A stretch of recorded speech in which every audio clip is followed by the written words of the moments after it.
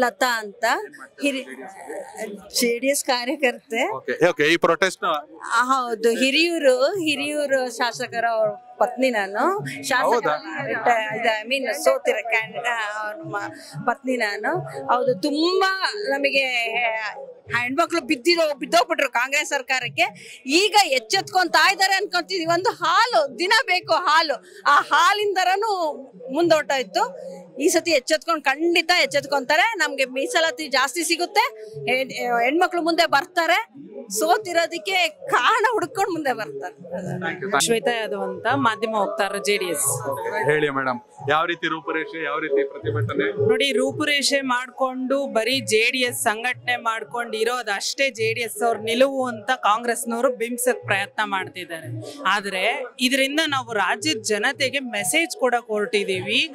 ಈ ಆಂದೋಲನದಿಂದ ಸಾಕಪ್ಪ ಸಾಕು, ಕಾಂಗ್ರೆಸ್ ಸರ್ಕಾರ ಸಾಕು ಅಭಿಯಾನ ಏನಿದೆ ಇದು JDSಗೆ ಸೀಮಿತವಾಗಿದ್ದಲ್ಲ, ರಾಜ್ಯದ ಜನತೆಗೆ ಇದು ಮನವರಿಕೆ ಮಾಡಿಕೊಟ್ಟು ನಾವು ಅವ್ರಿಗೆ ರಾಜ್ಯದ ಜನತೆನ ನಾವು ಎಚ್ಚರಿಕೆ ಕೊಡ್ತಾ ಇದೀವಿ. ಅವ್ರಿಗೆ ಇನ್ನಾದ್ರೂ ಎಚ್ಚೆತ್ಕೊಳ್ಳಿ.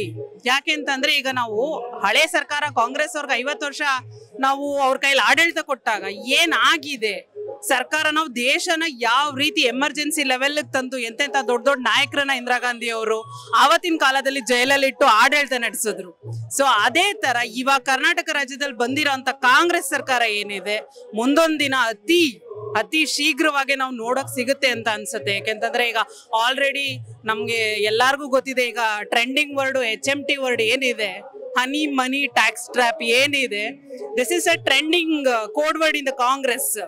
ಸೊ ಇವಾಗ ಏನಾಗಿದೆ ಅಂತಂದ್ರೆ ರಾಜ್ಯದ ಜನತೆಗೆ ಕೆಲವೊಂದು ವಿಚಾರಗಳು ಅರ್ಥ ಆಗ್ತಾ ಇಲ್ಲ. ಹೆಣ್ಮಕ್ಳು ದಾರಿ ತಪ್ಪಿದ್ ಎಲ್ಲಿ ಅಂತ ಅಂದ್ರೆ, ಈ 2,000 ಏನು ಕೊಟ್ರು, ಅದರಿಂದ ನಾವು ಒಬ್ರು ಯಾರೋ ಹಸು ತಗೊಂಡ್ರು, ಇನ್ನೊಬ್ರು ಯಾರೋ ಫೀಸ್ ಕಟ್ಟಿದ್ರು, ಮತ್ತೊಂದು ಹೇಳಿದ್ರು.